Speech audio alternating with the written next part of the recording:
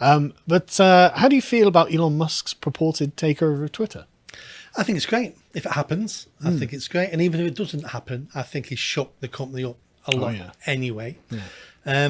Twitter, even though people say, I mean, it is a private company, they can do what they want. Well, it's not. It's a publicly traded company. So it's actually not a private company. And Elon Musk wants to take it private so they can do what they want, or what he wants anyway.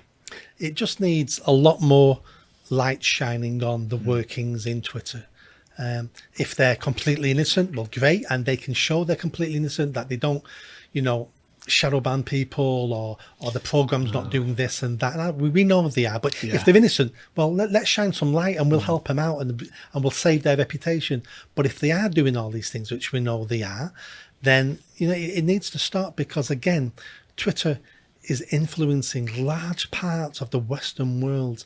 And if it's that nudge, then they're unelected people who are having a big say in our democracies, and it can't be allowed. We used to have barons like this in our country, who, the Earl of Wessex or something, who the king used to be afraid of.